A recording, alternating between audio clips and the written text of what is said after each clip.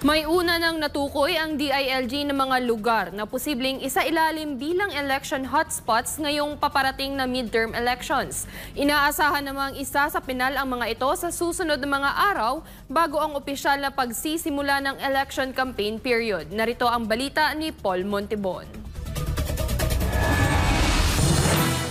Nasa gitna pa rin ang konsolidasyon ng mga otoridad bago ang opisyal na anunsyo sa mga deklaradong election hotspots ngayong paparating na midterm elections.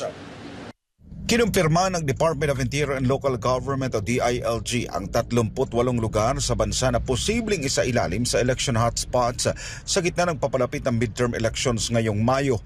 27 mula sa 38 ay mula sa Bangsamoro Autonomous Region in Muslim Mindanao o BARM, habang ang iba naman ay matatagpuan sa iba't ibang bahagi ng Luzon at Visayas.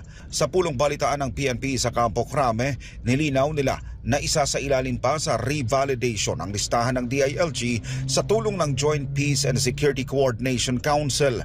Oras nila na matapos ang assessment sa nasabing mga lugar, saka naman ito isusumite sa COMELEC-ANBANG bago naman ilabas ang opisyal na listahan ng mga lugar na ilalagay sa mga naaangkop na kategorya para sa mahigpit na monitoring at seguridad na rin ng publiko, mga botante at mismong mga politiko. Sa panig naman ng pulisya, mayroon naman na raw silang hawak na sariling listahan ng mga lugar na kailangang bantayan ngayong eleksyon.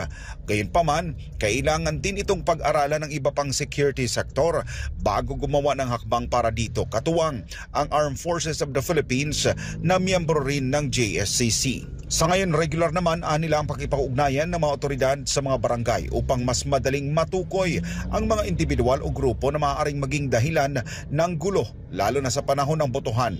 Nauna nang kinumpirma ng PNP ang kanilang pagmamanman sa 3 aktibong private armed groups sa bansa at 5 potential private armed groups na maaaring magamit ang mga politiko para sa abanse ng mga ito ngayong eleksyon.